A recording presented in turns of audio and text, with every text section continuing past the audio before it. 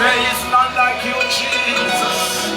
Worthy of all the glory, Lion of the tribe of Judah, the greater I am. Thank you, Lord.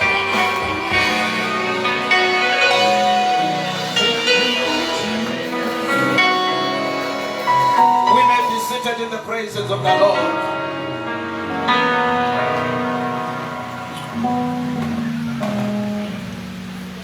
Hallelujah. Ndishakumbira vanotibasirane translation muno for the sake of those who don't understand the vernacular language of Shona.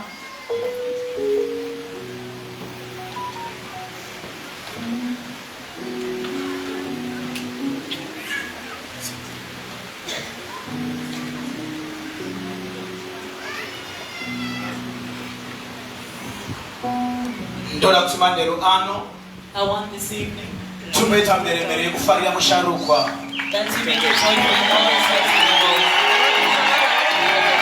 Come on, you can do better than that. Come on, you can do better than that. Celebrate the praises of the Holy Spirit.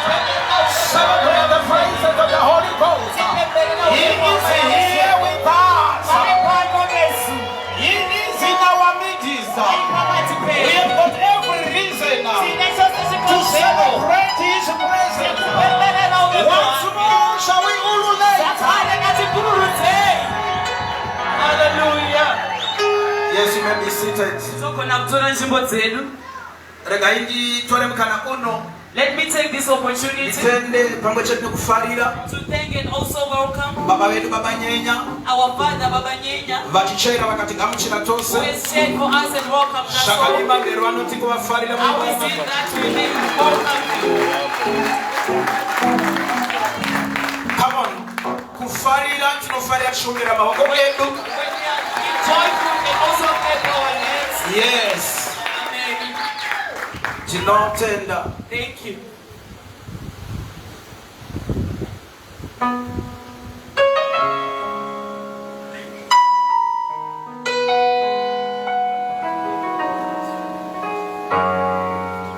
Hallelujah.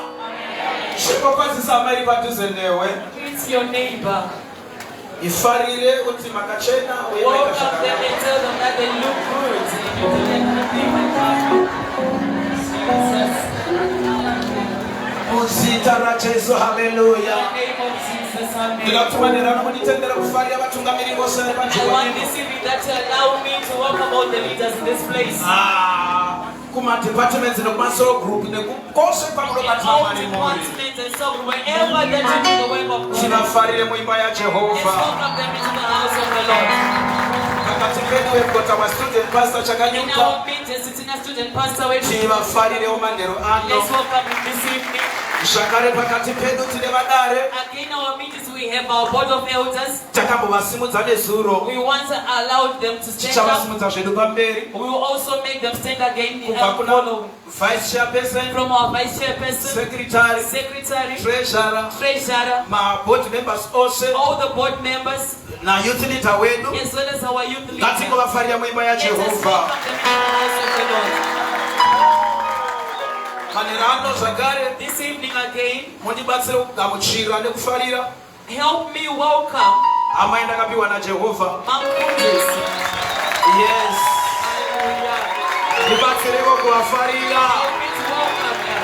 Muzita na Yesu, hallelujah. Amen. Manero ano pakati pedu. This evening in our midst, Tine vakasana murika vaenzi vari pakati pedu. we have special guests in our midst. Muzita na Yesu, hallelujah. Amen, amen. Ndabona Minister Praise Govea. I saw Minister Praise Gouveia. Vane zvari kugadzirisa kumashure uko. Pakochetina baba vafamba nawo zita randibuda. Together with the Father and the Son, kindly rise up. Ngatingovaomberera maoko nekuvafarira. Pakati pedu In our midst again, tine varanda vaMwari vari pano. we have ministers of the Lord Vatikuta pamusangano uno. who have joined us in this conference. and all the brethren, maybe they've got brethren whom they came with. In our midst, we have student pastor together. all the way from Pretoria. We will welcome Pakati petu Zakare in our midst again. tina baba na memfundisi Nyabatsa munobula kusimuka all the way from Mamelodi. Pakati petu Zakare yaona amemfundisi Mafarira munobula kusimuka mama all the way from Majagani. Kusitara Jesu, hallelujah. Taona baba na mindfulness skiza wali pakati kwenu sibo wafarira wimbo ya mwari kusitara Jesu, hallelujah, hallelujah. Zakare pakati pedu again in our meetings. We've got Pastor Mbombi. Tina Pastor Mbombi.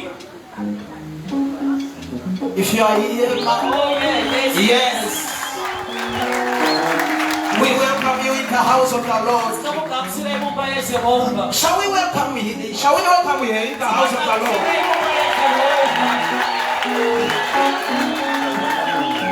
Musitara Jesu, amen. Amen, amen. Do we have visitors in our meetings? We have started fellowshipping with us today. All those who are here for the first time, you may raise on your feet. Jesus. Yes, this is wonderful. This is good. Church of God, let us celebrate our visitors. In the name of Jesus, you are all welcome in the house of the Lord. Hallelujah. Amen, amen. Tifariwe present worship. Let's welcome everyone.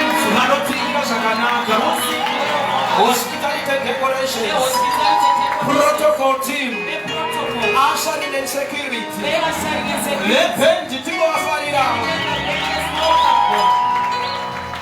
Pakati pedu Zakare, we've got our guest minister, Minister Blessing.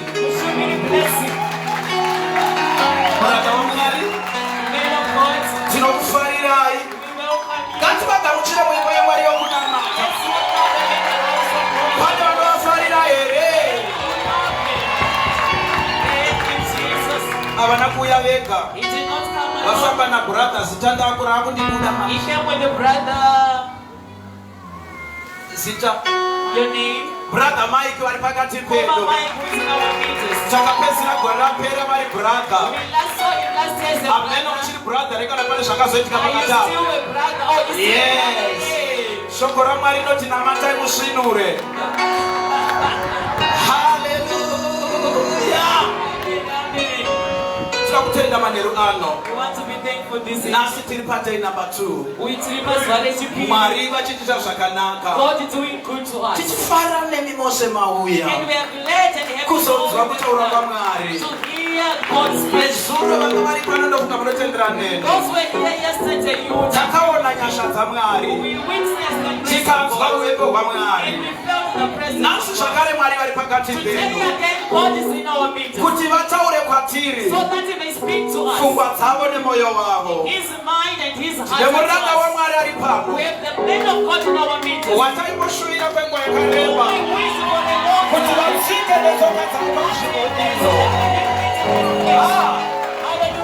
All the way from Zimbabwe. He is none other than Evangelist Paringa.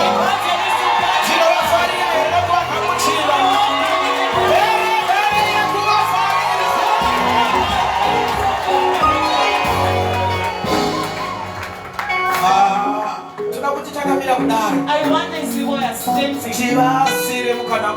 you may give this opportunity. Again, you minister alone. You will be mixing both Shona and English. So that it may assist others. Can I see those who don't understand the language of Shona? Yes, those who are seated next to them, you may help them with translation wherever it is needed.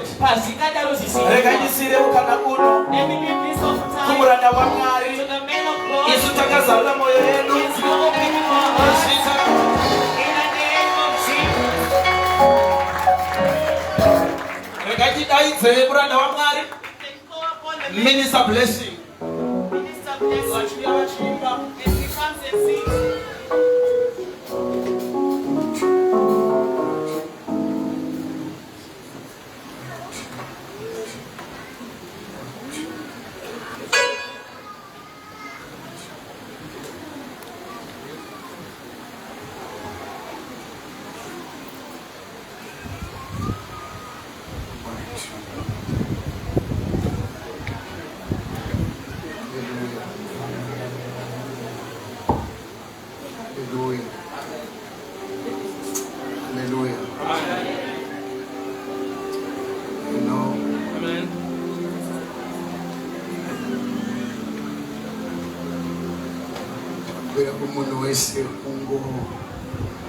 Focus upon Jesus. Amen. Napani anotaura ndombira ungo nyarara. Kenzi ndombira mbonyarara ndimufamba nemkomana watitu. It's an error in church to think that we have time. So sometimes the way that we attend church and do church, vanhu varufunga tichiri nenguva asi pachokwadi chaipo nguva yacho hatichina. Ndogara chitaura kuti sevhisi inogona kusapera adzoka zvake, nokuti bhaibheri rinoti hatizive musi nenguva waachauya. Amunamatiro kedu kanofanira kuratidza kuti tiri vanhu vakarindira vasingazive musi waanouya.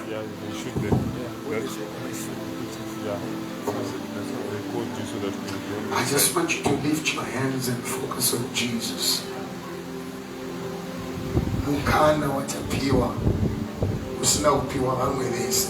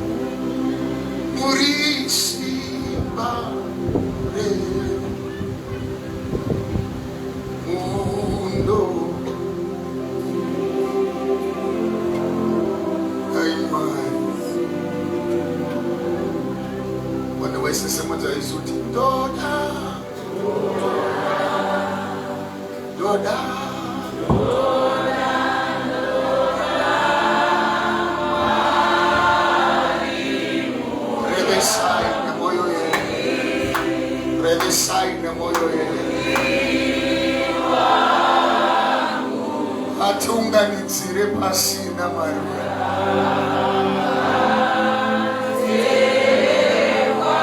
Munhu wese simudzaidzwirawo wava waniko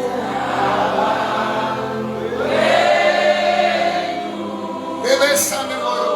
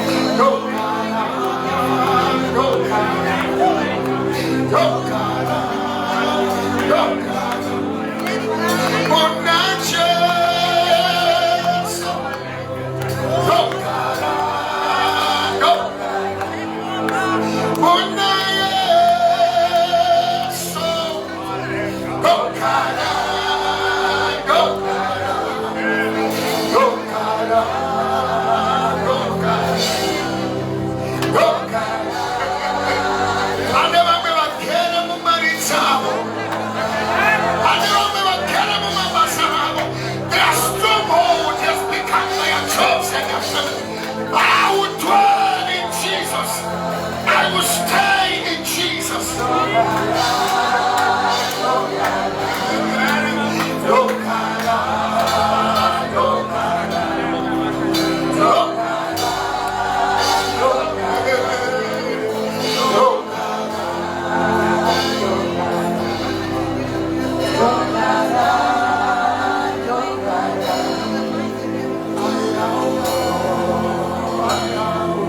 I want you to hear your prayer. Lift your voice.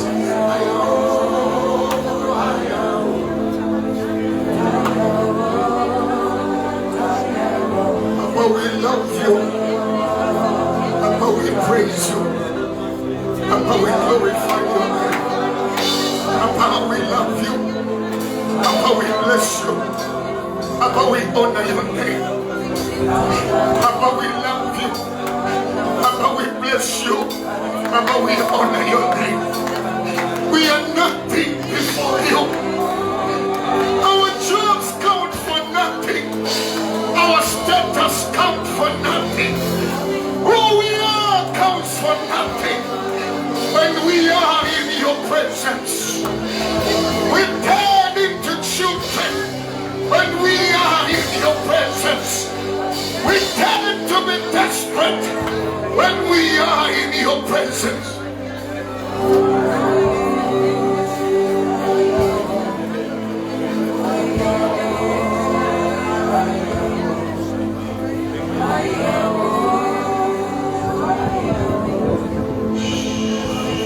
I just want you to lift your hands and just be quiet where you are. Don't leave me like this. Don't leave me like this. Till I look like him. Holy Ghost, don't leave me like this. Don't leave me like this. Don't leave me like this. Oh. Insist on me. Holy Ghost, don't leave me like this. Insist on me. Holy Ghost, don't leave me like this. Insist on me. Holy Ghost, don't leave me like this. If you leave me like this, pride will destroy me. If you leave me like this, lies will destroy me. If you leave me like this, immorality will destroy me. If you leave me like this, hypocrisy will destroy me. Don't leave me like this. Don't leave me like this.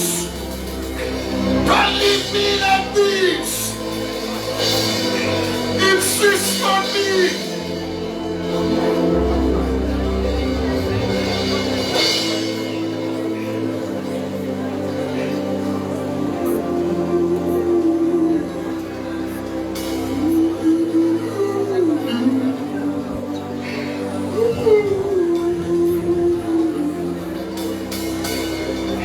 Until I look like you.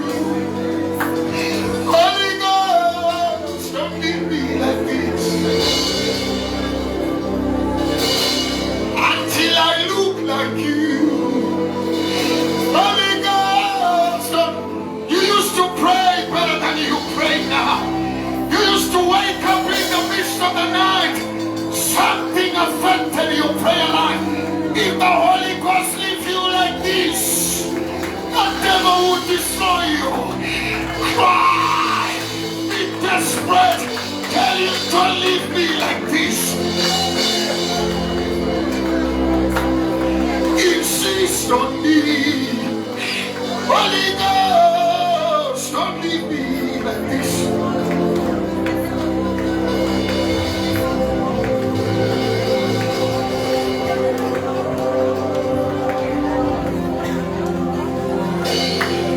Thank you. You may be seated. You may be seated. God bless you.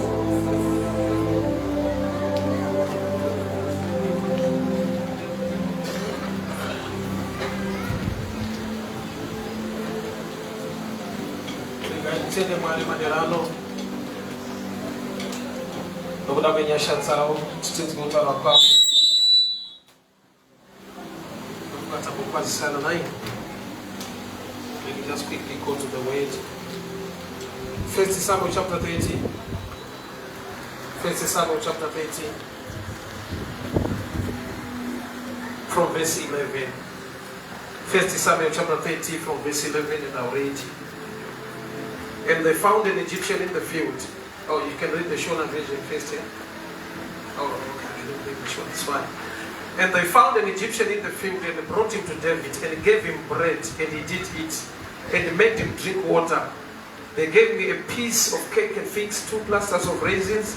When he had eaten, his spirit again came again to him, for he had not eaten nor bread nor drink water for 3 days and 3 nights. And David said unto him, To whom do you belong? And where art thou? And he said, I'm a young Egyptian, servant of the Amalekites. My master left me, because 3 days ago I fell sick. We made invasion upon the south of Kerites, and upon the coast which belonged to Judah, upon the south of Caleb, and we burned Ziklag with fire. And David said to him, Canst thou bring me to this company? And he said, Swear me unto God, that you will neither kill me, nor deliver me into the hand of my master, and I will bring you down to this company. Father, we thank you for your word. Speak to us tonight. Instruct us, correct us, and empower us for the glory of your name. In Jesus' mighty name I pray. Amen.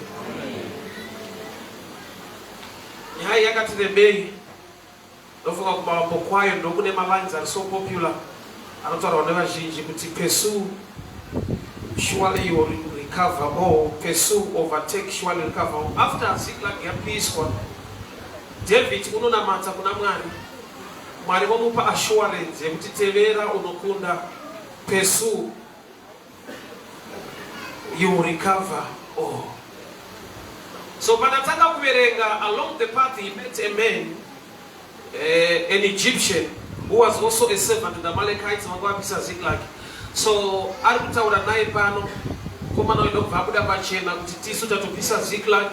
I'm an Egyptian. 3 days ago ndakarwara, vamwe vangu vakandisiya pano. And David went on to feed this man. Rumo isimba radzoka, David ndokubva amupa a request yekuti, can you lead us? Unogona here kutungamirira kwaenda vanhu vatora mombe, madzimai nevana. So this man became a leader. David, can you lead us? Remember, David was a leader leading these people, but he became humble. I want a position. Can you take us? Can you lead us? What I want to teach tonight, I'll give you this line. Prayer is good. Prayer attracts God's attention, but action attracts manifestation of what you've been praying for. Kunyengetera mwari anokunzwa. But kana akunzwa unosangana nemhinduro yake mukuita zvawanzwa achitaura kuti usangane nezvaavembisa. I will repeat again. Prayer attracts God. Kunyengetera kunoita kuti attention yaMwari ive pauri. So paunonyengetera Mwari vanonzwa zvaunonyengetera. But the way you want to respond to answer now, it Matthew 6 verse 6. You know, when you pray, the God who sees what you do will reward you. So it is the doing that attracts a reward. It is not the crying or the praying. Praying attracts God's attention, but doing attracts a reward. Kunyengetera kunoita kuti Mwari akunzwe, but kunzwa kwaunoita Mwari uye nekuita kunoita kuti usangane nezvavakavimbisa. So there are times when your prayer life is good, but there is no manifestation. So praying in dialogue, but there are things, alright, I'll put it this way. I love to talk about my examples of Nagasaki battering when I'm getting the night. Kuneshins atakaiti wanamari. Zvinopedzi kwanezva uchaita iwewe wakatenda kuna Mwari. For example, Bible parinoti vana zviripo zvinobva kuna Mwari, which means komana wese ari munhu une vana vako. Svika waroora wane mudzimai, ugona kuwana vana vako, but already promise ndeyekuti vana zviripo zvinobva kuna Mwari. Saka unawo vana vacho, Mwari une nyasha newe, but havabatike mumaoko mako kana usina action yawatora une promise. So promise inogona kurarama pamusoro peupenyu hwako kusvika waita the right action that attracts the promise kuti imanifeste. Ini ndiri mfana ndaifungidzira kuti mota, ndaifungidzira kuti red robot rinomisa mota. Zvino ndazodiscover kuti ichoice yadriver. Ine yakuti robot rikaita red mota inomira. Gamba inotomiswa neari kuchaira. In other words, anogona kutopinda riri red. So traffic light ingori signal. But the decision, inogona kutatemba ne signal. So sometimes the word of God is like a signal in your life. Yekuti unokudirira zvinoita, but it takes you now and receive the word to know what to do to attract manifestation. Hallelujah. David wanamata Mwari nditevere tinokunda here, Mwari ndokuvati tevera unokunda. Along the path he met a man abuda pachena kuti I'm part of the people who built Ziklag.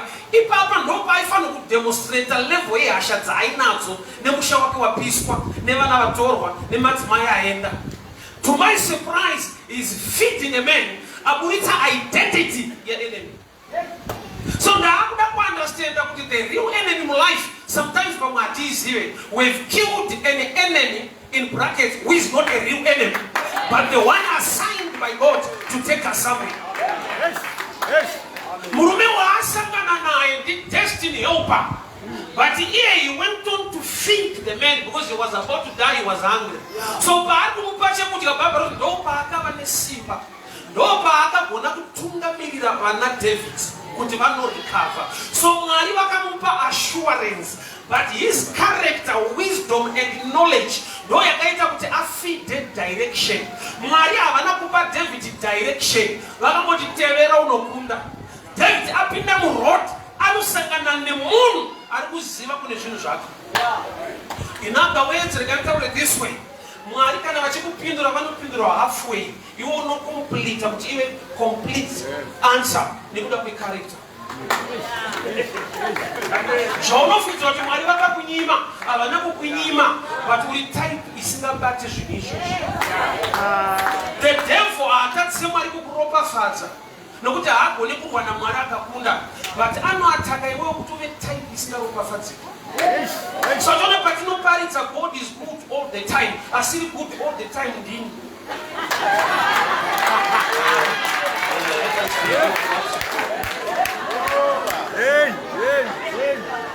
Why? Because Mwari ndaikotara kusitika nomusare kuti Mwari anotida zvakafanana. Nesabati nokubva andipa equation. Saka seupenyu hwedu hwakasiyana kana achitida zvakafanana. Ndikati chokwadi anotida zvakafanana. Chakonzera upenyu hwedu kusiyana hatimude zvakafanana.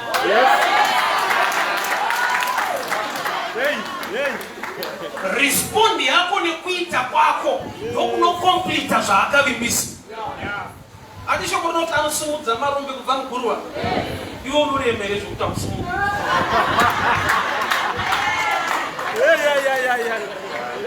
Uzva urombe uripo but haukakusunga.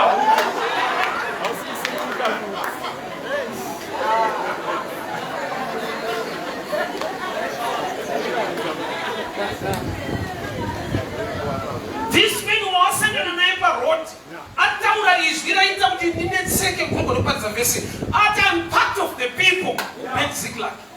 Kusvika ndashifta ndaya kuNew Testament ndo pandinonzwa Jesu. Judas auya kuzobata Jesu. Jesu anobva kuti my friend and betrayer akaiswa muklasi yemafriends. My friend ita zvawaita nekukasika. Then there was a time Jesu kuti kuna Peter ndichaenda pamchinji kwa Peter anobata azvite tiri kuishe. Jesu nokubati get behind me Satan. Somebody ane love anoda kudefenda ari muklasi ya devil. Then somebody anoda kubetray they are my friends. Ndoba ndakadiscover kuti real enemy zvimwe nguva hauizivi. Real friend dzimwe nguva hauizivi. Pakutoda revelation kuti ugone kufika chinonzi enemy. Imagine kana David achipa murume zvokudya kuti the rest of the team inogona kuti komudharinda anorasika. Anonyatsomuziva here munhu. Ingataura yega kuti tisu takatopisa Ziklag yacho. Ndope kudemonstrate utsinye hwese nehasha because he's part of the people. Haunza no problems. Do you know what my life kune vanhu vaachiva nekusvika pavasvika kwete nekuti ani vane vanhu vakavakurudzira aiwa nekuti vane vanhu vaivatsvinyira zvakavapashuma. Ask Jephthah. Breakthrough ya Jephthah inotangira pahatred within the family. Jephthah haagone kuenda kuland of Tob. Haagone kunoita zvaakaita kuti vanhu vanzwe nezvake unless adzingwa mushama. Iwo pawakanamata Mwari akamutsa vanhu vanokudzinga. And then nhasi uri kuchema kuti Mwari I need people who stand with me. Ndakakura ndine mind yekuti destiny helper munhu ane mari.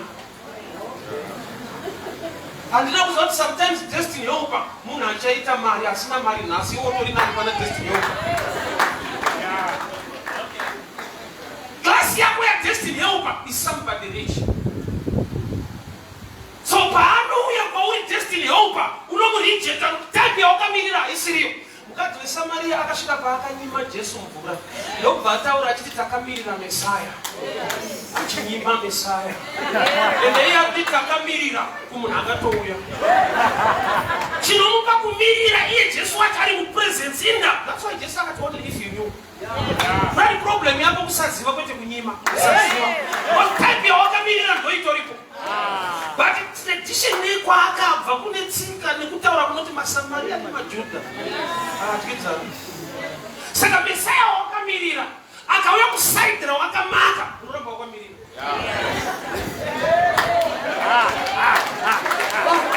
Let me give you this mindset ye kingdom. Tikanamata as church kuti Mwari raise people. Mwari tikunamata kusimudzai vanhu vanonza revival munyika. Tuwaende ndiye kuti Mwari anofana kumutsa munhu wokuefe. Most anamata dziri kuefe. Tinoona kuti Mwari anopinda chechi. Tikariverenga anopinda ini. Bible rinototi miviri yedu itemberi yaJehovha kwete chechi yedu. Hallelujah.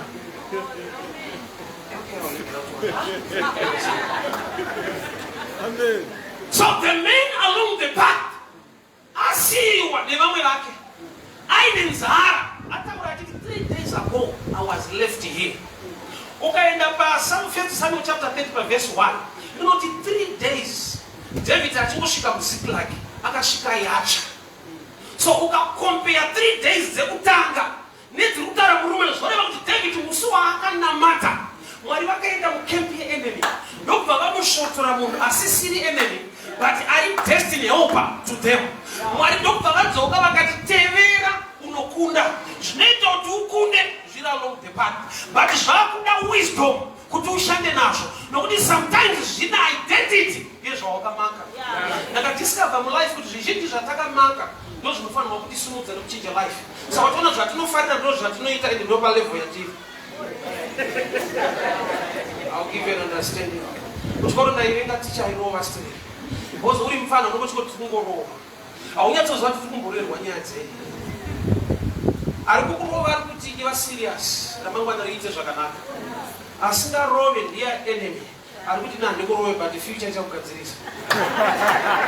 So future irove muhwani inorova ivayo madzimai vako nevana vako unokwatisa vanhu vakawanda.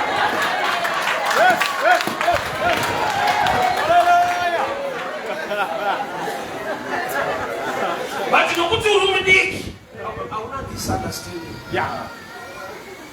Saka vamwe chataita manje instead yekuimprove kuti uve serious nekuverenga kana warowa cheka mashortage into muvirikitsa saka takaisa difference pashango kwete pafuture. Why? Because usaziva problem unoita kuti utsvake wrong solution. Asala munhu mukomana akaramba nemusikana unza una mari anotsvaga munhu musikana iye haana kunza una rudo hauna mari pane kuti atsvage basa atsvaga munhu musikana. Yes.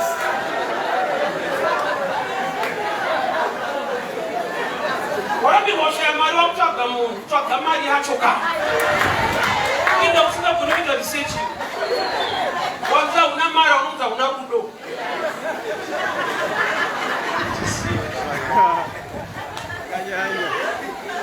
Enemy parot aisi new enemy answer kuberekwa kwa Jesu kwakatotora enemy mambo Augustus. Luke chapter 2 verse 1. There arose a king ainzi Augustus akaisa a decree kuti munhu wese ngaabve pano aende kwaanobva. Mary and Joseph ndo pavakaenda kuGalilee. Bible ku Bethlehem from Galilee. Bible ndo varati pavakasvika ikoko time came kuti Mary achibatsirwa, which means Mary angatori overdue ari mu wrong place. Haana kuenda ku Bethlehem by choice, by pressure.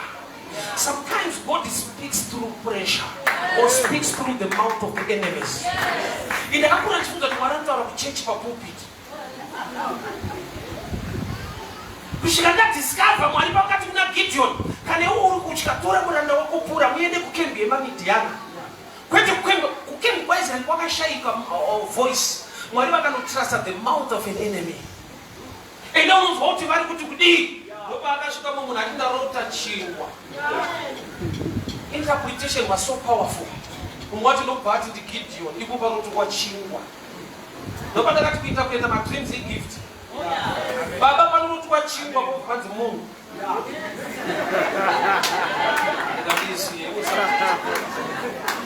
Sauchone ukawaparota mombe waifuta kuti mombe.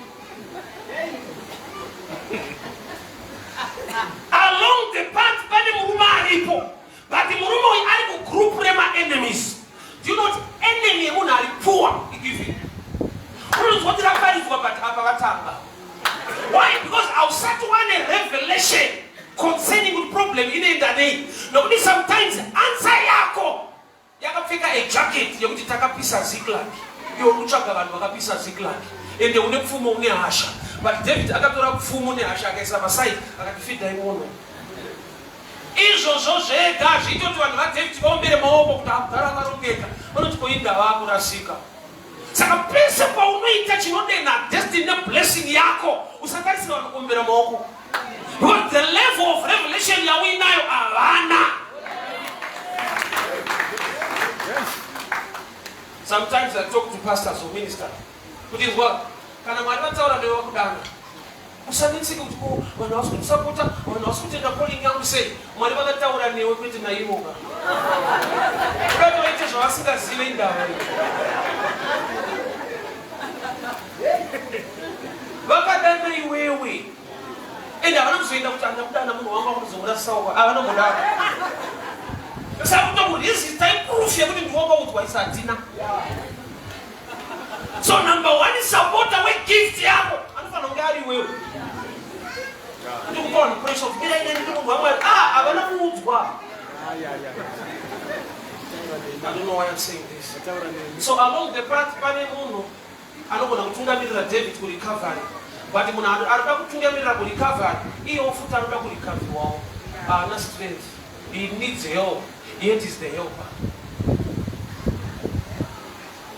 Ndiye anotofanirwa kubatsira. But parizvona ada kubatsirwa. Jesu ndiye Messiah, muponesi. But kana ari padzime ada kuponeswa wane nyota. Samukadzi ari kamutemo kake kuti maSamaria nemaJudha. Chikidza. Yet Messiah akamirirwa. Vanhu vane tumutemo twawo tunoita kuti vapotsane neblessing kana yauya. Namwe mumwe airambirwe sadza. Ungaite intercessor ipapo.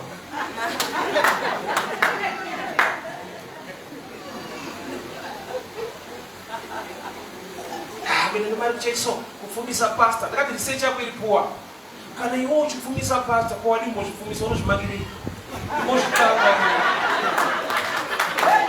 Kuti basa kufundisa munhu uchiziregerera kudai so.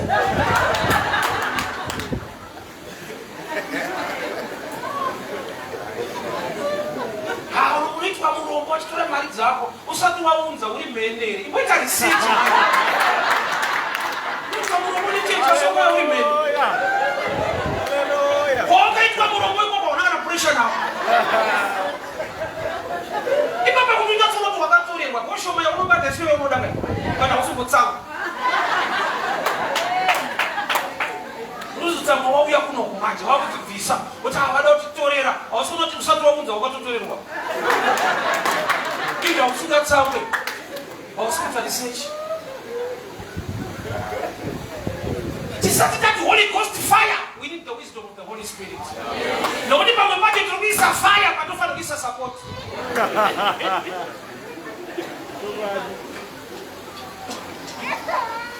Zanya wana kita prayer kuti shumba dzife. Shumba ndo dzakatova ma best witness yekuti ndidari right.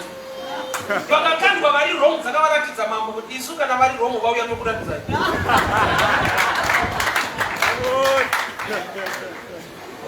There was a man left along the path. That man had an identity in negative. But by revelation, David went on to feed this man. Sometimes your direction is dying because you don't have revelation. You are calling an enemy the one who is supposed to be your friend.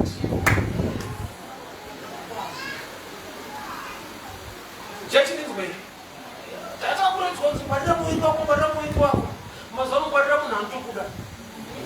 I did BPS here on the other. Which I got to mark all the other night, the upper stresses.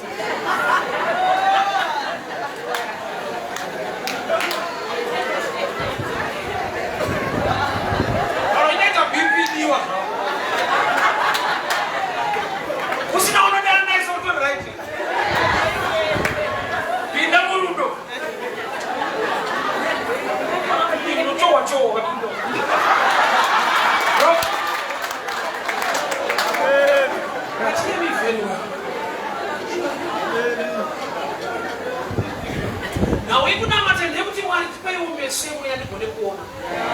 Why? Because they never got rejected in the Siaba. When you not just like a prayer about what they are so. He was a blind man, I can't imagine what. No Pataga Pona, not far, even just like a pay person, or you go name. What do you go name? I was not corner, but there is another problem. Urukone is when the one who get meat. Munakada company with no chaka, who not take any watch, was one more meat.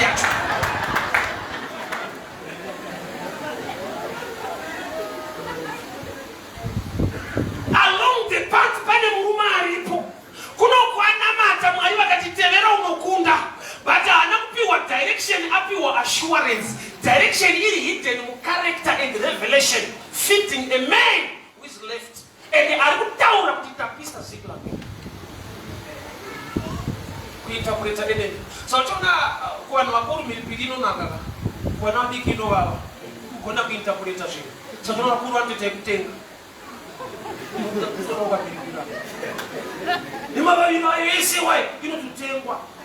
and I'm eating down to that. When you put your personal military, you always have a woman. What's my women? That's a interpreter. No number. Sometimes the age. You have a wrong interpretation. You need to grow in the things of God. You are not the enemy. I see enemy. What is other parents of Egypt? Kutura ima kwa imisi no papa do. Vangelo nakakunaka kunanima kwa 2, 3, 4. Acha kuva mukutenga. Anzo watu mchinda anamdamu anamzora mashuri.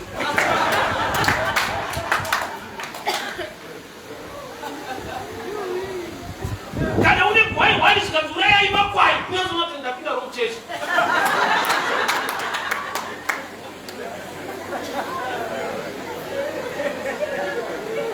Romans 12:2, Bible wrote your mind must be renewed by the way. Better removed, renewed. Renew your mind, setting it out all this in a different passion.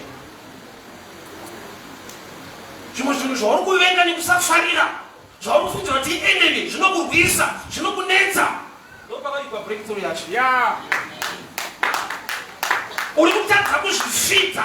Why? Because to you, this man must die. Kana kutombaya baya kuti vanhu vanyatsoziva kuti une hasha because he's part of the people who have been Ziklag. Saka sometimes you are with enemy, I see enemy. And you are with friend, I see friends. Hauna meso mweya usikuona. Kune vakaiswa mupathway yako naMwari. Wakutofungidzira kuti havasi right. Yet they are the right people. Wakatadza kumufita nokuti angotaura zvokuti takapisa Ziklag. Hauna mweya wokunyuma kuti but ambosarira pano. Ari kuti kudi 3 days ago I was left here. Yo wakanamatarini 3 days ago I prayed unto the Lord. Mwari vakati pesu. Akatsa kubalansa kuti kana ndakanamata 3 days ago. Uyu akasiva 3 days ago munhu ari muline yeprayer yangu. Nakungosiwa kuti asvika asati afa. Ane nzara, ane nyota, and the food yacho tinayo. Let us feed this man. Don't tamupa in position. Do you know David was a leader, but akava hapo to a level. Yekutano tukunomwe munhu, can you lead us? That's why I love Samson so much. Samson paakabviswa maziso, he never prayed for eyes. He prayed for power. Akati kudi mwari ndipei simba rangu zvakare. I believed in prayer, but akaskipa prayer point kuti give me sight. And as a blind man, he killed more than paitoona. Which means kuva blind paatova favor calling. Why? Because paaiona instead yekuraya vaFilistia aigona kuraya vaFilistia akabata chimwe chimuFilistia pachest chaitoterera.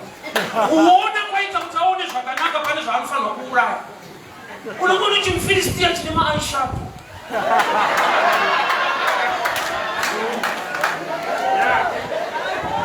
Satona lichiparidzwa so une zvaunogona kusiya but unacho chako unochiziva.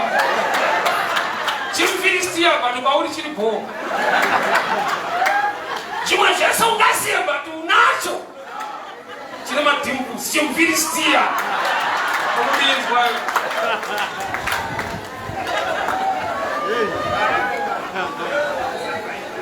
Upofu wakakonzera kuti tsano vachiudza mari dzavo dzakawanda because sight yanga hindrance destiny. Saka Mwari ndipeiwo simba. He was given power.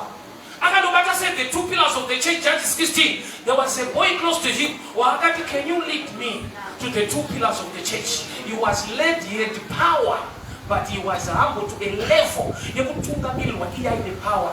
Sometimes we confuse power. Tinevanhu vane power, but vanofana kutoona unovatungamirira kuti rive effective.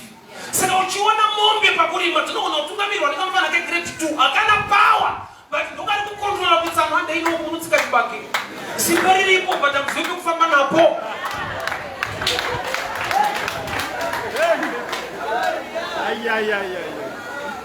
There was a man left. But I'm part of the people who bring signal. Because I never know sport when we go. Yet sometimes I don't say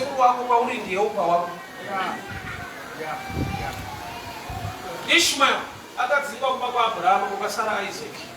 Do you know the destiny of Abraham? Ishmael, why? My Ishmaelites know Akatenga Joseph Arimogomba, Wagamedisa Egypt. Within the Ishmaelites were a vehicle of destiny of Abraham. But Magati and Ishmael, Magati Bomba, whether to do Konai, Abuna Joseph Kwamena. Sometimes we can't interpret or what the enemy has. Waukuenga, Asili Wok supposed Kuenga. What was that?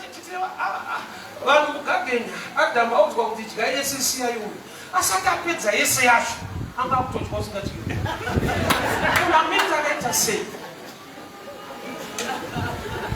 zvaakatenderwa zvaakaroora zvaakabvisira mari ndozvaanotiza zvaasingabvumirwe ndoga anotonorara amiri kuti munhu akaita sei endokamubvunza anokudzwa kuti ikoko ndokunosipaka Saka mai urora usina spake.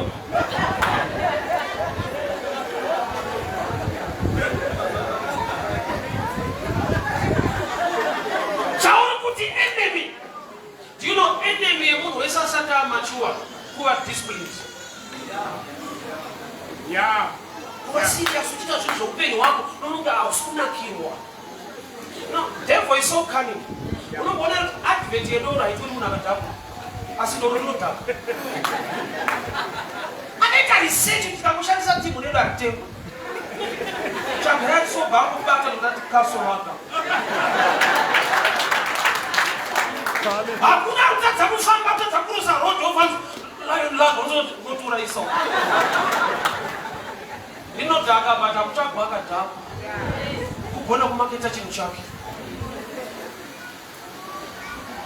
anenge Labani aine vana 2 achizozoti ari kudiwa ndouya akati nakei akatamira kwasviba kugona product rake kuritengesa usiku azoti masikati aritengwe but kukasviba chete nanoendo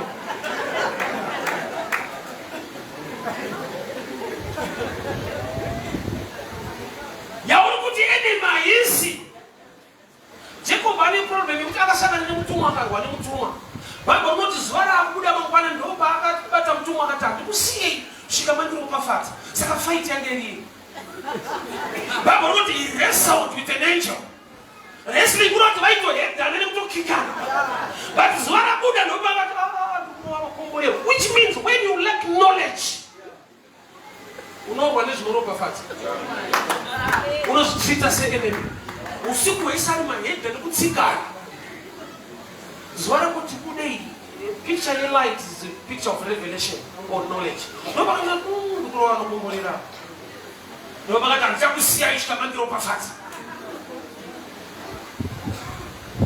ropafadza yake ndokubva arowa iye hana kuti handikusiyai svika mandiropafadza mutumwa ndokubva amurova ndokubva wakomborerwa saka kukomborerwa rudzii kunorohwa munhu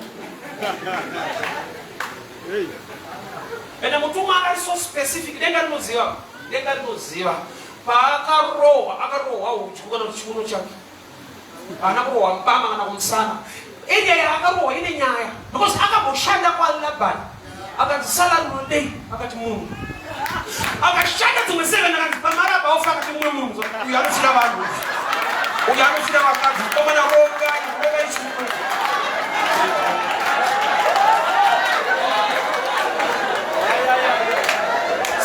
ichiuno parizwa kuti ndiniyedza ndichitorova denga rinotokuziva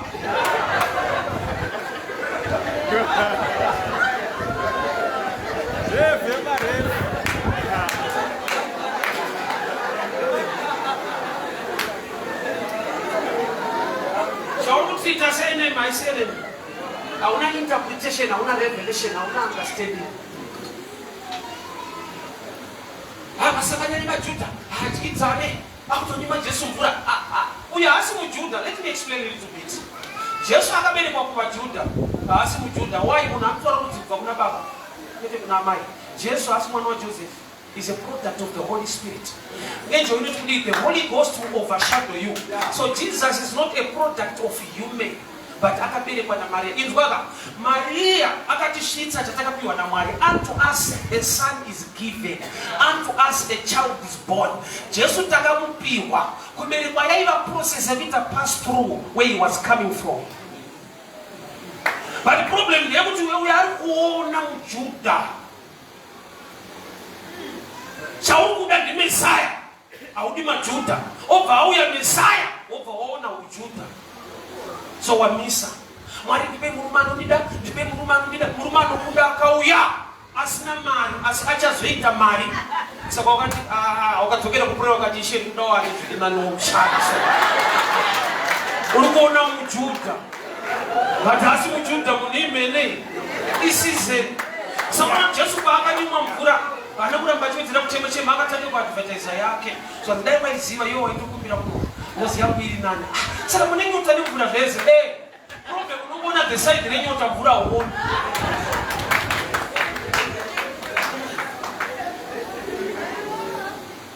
paukanamatira destiny opo paukanamatira breakthrough answer yakauya but yakauya ine wrong identity yausingafarire. Anzi yakafana nevana vatinobereka. Aubereke mwana waunoda, unobereka mwana wawapiwa na Mwari kuti uzoda. Saka tonoda uchachiroona kuti bade changu mari. Mwana ichi ngode changu mari. Auna kupiwa waunoda wakapiwa ukuzoda. The answer was already released. Because Mwari akakupa kuti usiri mature isimindiro ikweseni. Izvira kuti mana rinomboreva kuti what is this? Mwari anakupa vanhu question akapa vanhu bread. Moses ndiye kuti maturity akaitakureta, this is the bread yamapiwa na Mwari. But Israel yese yaitya mana. Mana kuya kuti what is this? Is what ashite kuti ubike what is this ka. Uchi what is this? Unofana kuramba because what is this? And this here. But in Zara ine problem man. Kama what is this?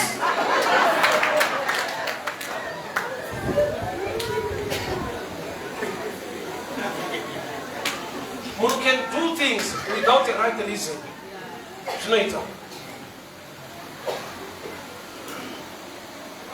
There was a man along the path, along your life. But I'm not the time and chance are given to all.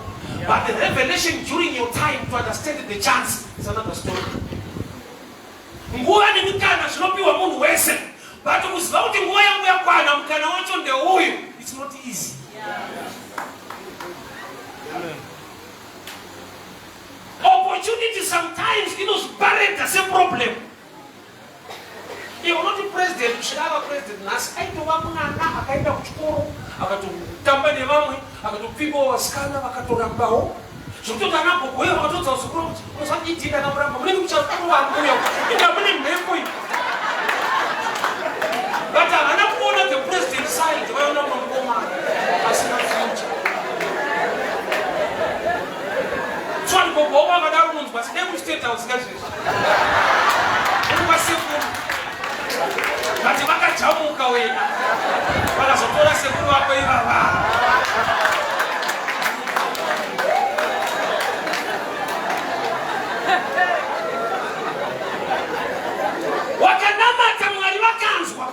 pursue, she will overtake, you will recover. Oh, along the path, there is a man with a wrong identity, according to your understanding. But it's the right person. Time and chance are given to all. Chance ya kweka uya. Imu chance ino uya isina badare. But ino kulita uzino badare. Wakai reject.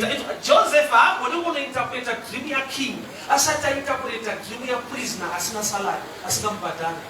Sometimes singa badare no is stepping door to what pays you. Sanga boka na maka mwali waka unta singa badare. Doko wata details na basi. Sanga na nasa unao basi.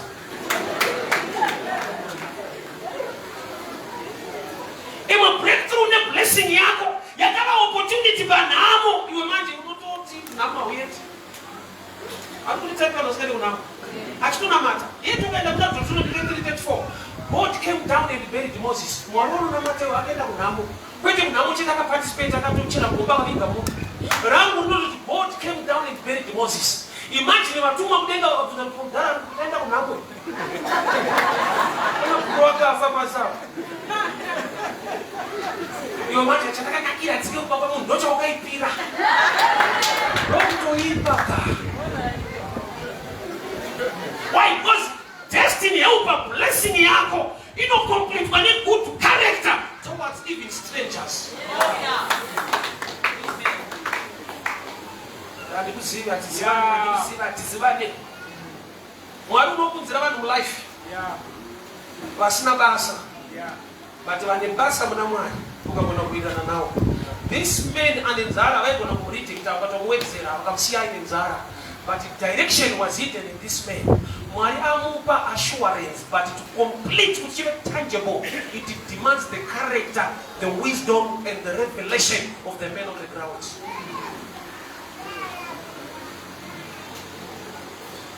Urubana mitenzi panze, aina musipo na Mwari enda help you to understand.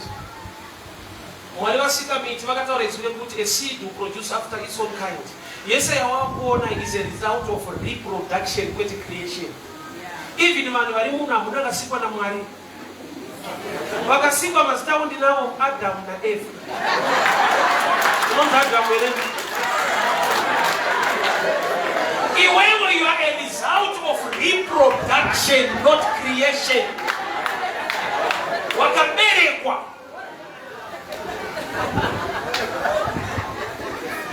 So chimu chauri kutsvaga chisi mudimension yecreation.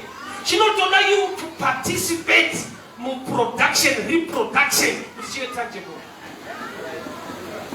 Wapinda kuya Mwari munozviratidza munoshamisa vanenge vachako ino unoshamisa haunzwi. Azviri kwezi mani.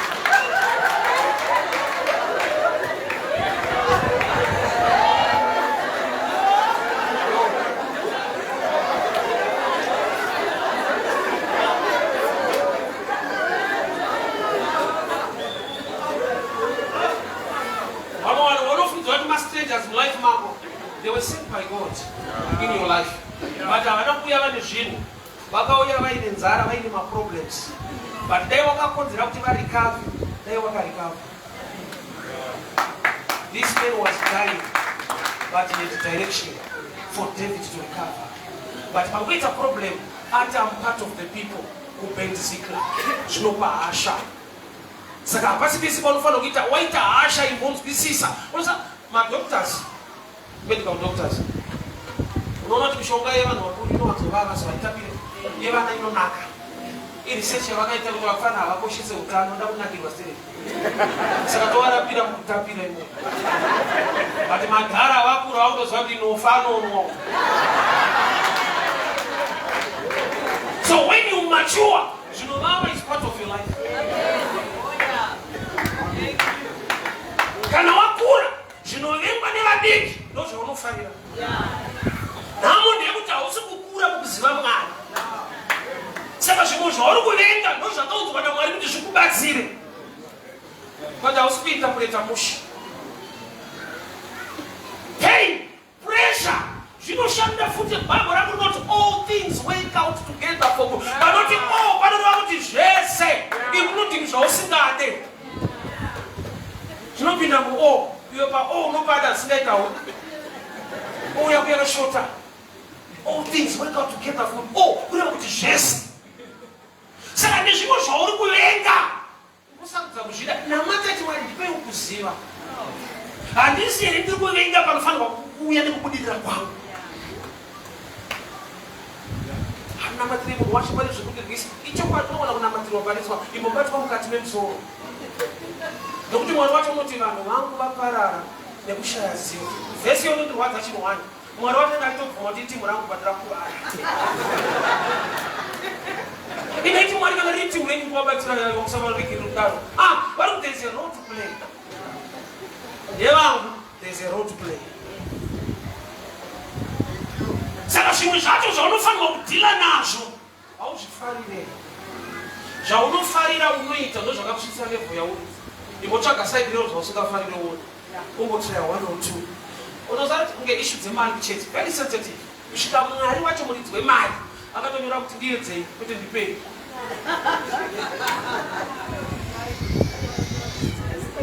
Ndiedzei ndoti watomuedzei.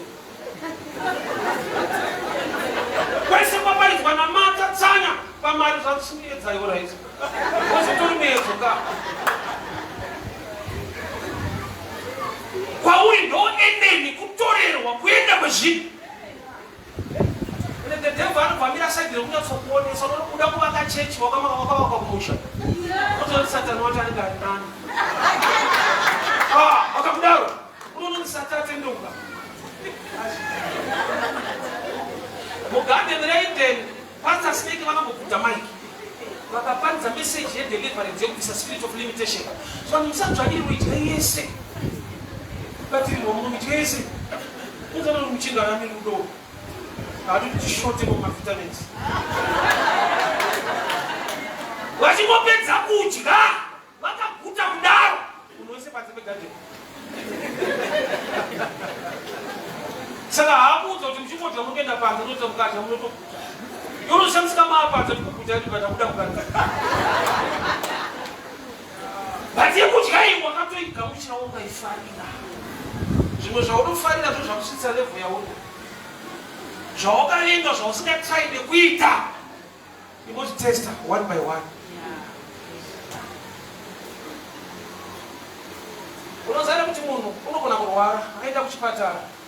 Chiremba akupe mushonga anokuudza diet zvekudya. Iwo zvaunofanira kunge uchidya nawo wakatoumira udye. Unozochidya wakurwara ende watotengerwa. Unoziva kuti ukatotanga kuzidya izvo zvaurwara. Tradition yedu kutengera munhu mafurutsa kuchipatara. Inyaya kuti kana ari panza haadi. Anozwa iri loss. Bhodhi yako funga inotonidza izvozvo. Unonzwa iri loss. Yawakavenga yakakunakira. yausiri kufarira ndo yakaiswa mupathway naMwari kuti kusvitse chawakanamatira Mwari wakanzwa wakatopindura. But along the path amadzangu pakati peEgypt neCanaan pane wilderness. Wilderness is not a right environment, but iripo.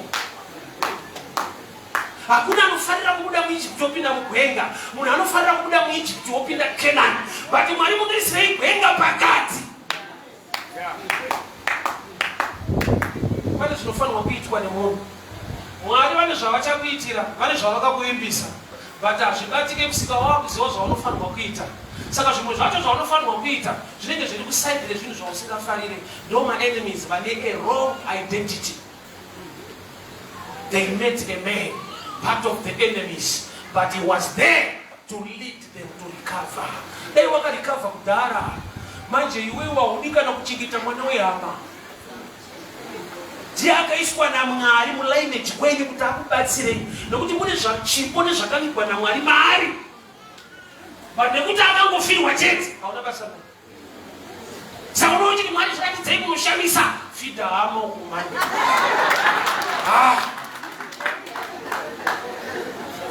Chengeta mwana womukoma indava iwe. Usapa mukoti kwakutsvaga prayer unofanira kutsvaga advice.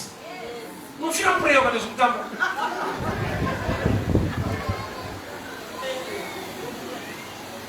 There was a man along the path. Paangoti part of the Amalekites tapisa Ziklag. Everyone knows what the right. Varume tidamboratidza murume kuti azviitwe. Wapisa musha one. Ziklag got the right. Toda kucheka nzeve one by one. Roko one by one. Kusvika abata shuwa kuti takachacha. But David akati fidha itsama. Vakaguta uchanzwa kuti nyaya dzatiri kuda dzinobuda. Do you know what you want to do? You want to carry the character. Kana mnani makuwa mkabigatina n'utupanya. Agatis. Right lesa kopera.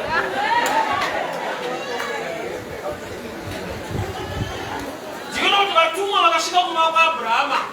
Vachienda ku Sodom. Vakashika kuma kwa Abraham vakapikirwa. Chavangurukira kubva kudenga. Unoona mu Sodom kwakamira sei? But vakasvika kwa Abraham vakabikirwa chaya zvemoto vakuti gore rinouya uchava nemwana. Vakutaka uchaona kuti vakutofamba naAbhurahamu. Ndopavakaudza Abraham titainga nyaya yeSodomu kuye mataura kungo itika kana tadya tinokomborera.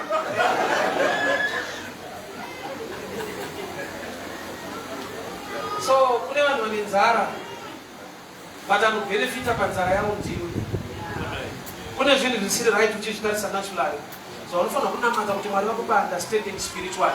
Time and chance are given to all, but knowing the time and the chance is not easy. Pawaifanira kubudirira mukana wacho wakauya, but wakauya sekunge zvikutokunetsawo. Mukana wako opportunity yakauya, ma-enemies chaiwo, pressure, ma-problems. Do you know is going to be pain in the Bible? Parakatanga kumentionwa. Ndimwari vachitaura nemukadzi kuti I'll increase pain in childbearing. Ndichawedzera marwadzo pakupona.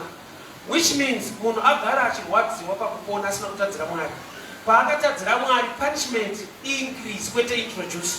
Ndichawedzera kwete ndichaisa. Agara pain iripo. So there is another dimension of pain yakadesignwa naMwari for your gain. Wakamudzwa kuti pese pane pain apana Mwari zvikati pamwe pacho apani breakthrough pana discipline. Saka Bible richiti kudini? Gogodza unozarurirwa hana kuti paza unopinda. I know kuti breakthrough unoida pamwe pacho pana discipline. Unotoita zvakutovhurirwawo. Gogodza hana kuti gogodza zarura. Gogodza unozarurirwa kuti vamiri vape nguva yavo vari dzimemba. This statement of discipline. Mwari vanokutokuratidza kuti zvimwe zvinhu zvaunoda kune vanhu vandakatotrusta nazvo ukasasubmita kwavari vanokukira. Learn to knock. Handina kuti kunoka kwacho tori skill. Pane imwe noko yekuti vanhu votowedzera kukiya vakutya. Unoka unge polisi. Kingdom yaMwari Peter ina master key. Peter knows just I give you the keys of the kingdom. Kune ma issues anoda mamwe ma zvozo anofanirwa kuita kuti uachieve nekusvika pazviri. Jesu anakukunda Satani nekutsanya. Bible inoti achitopedza kutsanya Satani akauya. Ndoati uchitopedza anozouya. Aende nokuti watsanya anouya uchipedza. Akakudwa nei Jesu waitaura shoko zvakanyorwa zvichinzi. Ndoati kuva neshoko kunodzinga wakaipa kwete kutsanya. Ukatsanya usina shoko anowanzouya wapedza. Jesu achipedza Satani pashi. Ndakubudza namabhuku. Uchaona mulife mako chausina iBhayibheri but unotsanya. Prayer unoita. Knowledge haugoni kusubstitute knowledge and fasting. You need the words. Because the word of God is God. Yeah.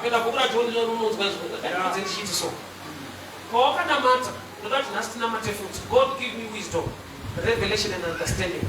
Wisdom, revelation and understanding. Why? Because it was not a matter of what he did. But I was born. I was by the form of road. Also, was not just fiery. You know, somebody was on the area of the also. Powerful. Ipapo. Why I told you, Jewish and Rabatal. They told us on another, but remember, Kairiaga can deal with some farmer man. Unepaunoda.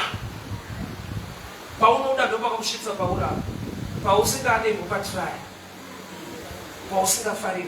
Why don't you put patch of Pausida Fara? No, but no one ways. Muchinji maune nyaya but nyaya inopera pamuchinji iye muridzi wamuchinji wakatopinda mugetsman akachema nenyaya but chaakaburukira kudenga kuti chigadziriswe chinotoda pamuchinji kwa saka pamwe pacho pane nyaya panorwadza apa ndo pane kuridiswa kweblessing yacho. Time and chance are given more, but knowing the time and the chance is not easy. Mukana wakatouya but wakadzokera kuna Mwari ukati Mwari mukana wangu baba ndivhurei maso rakavhurika but mukati macho hamujairiki. Unoda paunogamuchirwa paunodiwa. Kune murume akakandwa mugomba vanhu vaona hondo ichiuya. 2 Kings chapter 13 verse 20. Vakaona hondo yeMoabhu ichiuya vakatora munhu aida kunoviga vakakanda mugova raElisha. Bible inoti paakaguma mabhonzo he came back to life. Akanyatsovidwa aivigwa. But chakatotamuke kukandwa. Iyo kukandwa udi. Saka uchavigwa zveshuwa. Ndiye murume wanokuti akapiwa maina adesa testimony kuchechi anoti tinotenda Mwari nekuda kwehondo yakauya. Iyo hondo ichiuraya iye akamuka nayo. Nokuti pavakaona hondo ndo pavakamukanda. Saka life yake nechekuita nehondo. Anotofara nekuda kwehondo. Pane pamwe pekuti blessing yako yavirigwa muchiri chisiri kudiwa. Vanhu nokuti Mwari vanokuda ndo mune yako. I'll give you a testimony ndikara kupasi. Ndaichikutaura share nyama dzangu kumba. During the time of COVID, year of COVID, ndakaona Mwari muzhinji. Zvekuti kupera kwayo kwakandidzirwadze ndichana. Yaiva problem but why? Because pagore reCovid ndakashedzwa mubhengi ndikapiwa salary for a year ndakagara. Muridzi webhengi akandishedza ati oh see you preaching in my streets. So nekuda kweCovid I know things are not okay. Uya kubhengi sekretary akashedzwa zvanzi uyu for this whole year $300 US per month. Nokuti ndakati yapera ndakashedza ndakuvara.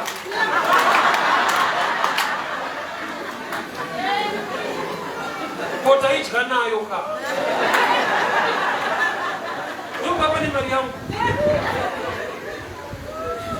Time and chance I give it all. Sababu mukana wako uri problem hiyo. Dai problem yapera. Even usapona matra kupera kwa hiyo body set up problem wa mwana nyaya zangu biro. Because kanari lia anonorwa kana kwa shiba. Sasa usapofuata kuchena kwa chini. Kukushiba kunenda utoreke. Waza uka fair kwakachena kuna nokutora. Saka Mwari wali ya dosi. I know shoko not kuchema ngao ya usiku mfaro no ya mambanani liaga reverse. Mfaro ngao ya usiku. Bosi mambanani anga doktora kwa uzasiri. Tushiba so takutoreka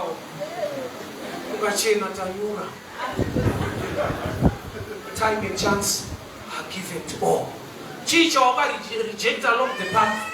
Ichocho leo kashana nacho zvakanaka. Leo usipa level ya uri. Rimwe basa rawo kana matira Mwari vakasakupa iroro, vakakupa risiriro. Vaida kukushitsa kune zvimwe zviri nani kudarika rawaida racho. Wakatadza kuinterpreta nyaya dzacho. I've got a friend watagara naye kudomboshava akugara kuGreece. Chakamupa kuti aende kuGreece. Akatsvagirwa basa as a gardener kuBorotel. Iye ari well qualified nerimwe basa. But akamudzwa kuti rega ndifanire ndakamirira chairo. Akatozoona kuti risiriro ndorainga ritori chairo. Because by now ane better life kuGreece. Vaishandira vakati tutenda tese. Ndakaitwa manager kwa okay. Tinaikwadza. Kundora kika chairo manager manager. Iyo Mwari unoziva kusheke kana anoita meti dzake. Zvimwe zvauri kuranga zvitopeni mari yako. Time and chance are given to all, but knowing the time and the chance is not easy. Notadza kuenda kwawafanirwa kuenda. Ungoremekedzwa rumara idzo. Nemanager wako. Unoziva manager wedu. Manager wo zvakewo. What I was at our minimum of an I'm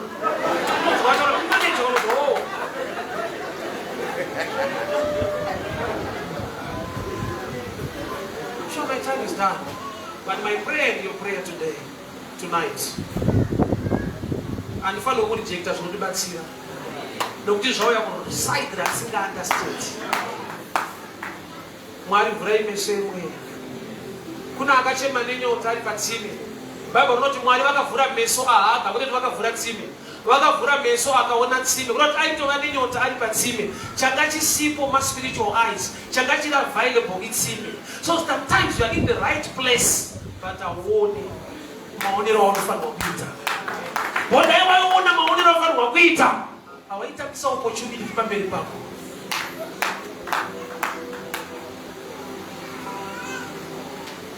Nokubira simuke tina manje.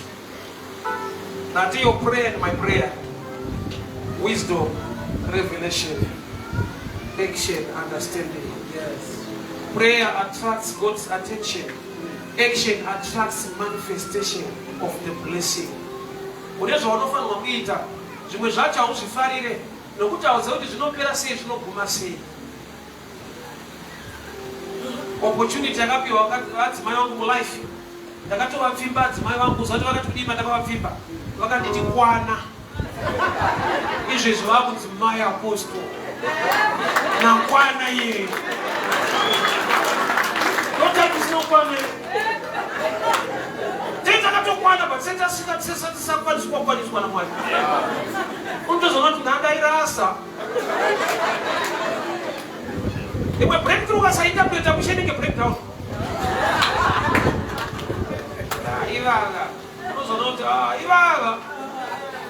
I want us to pray. Let's pray. Father, we thank you for your word. Thank you for speaking to us. I pray for revelation, understanding, wisdom, and right action.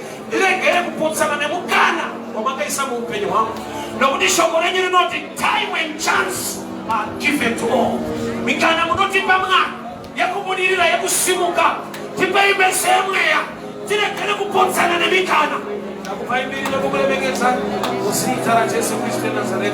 Amen.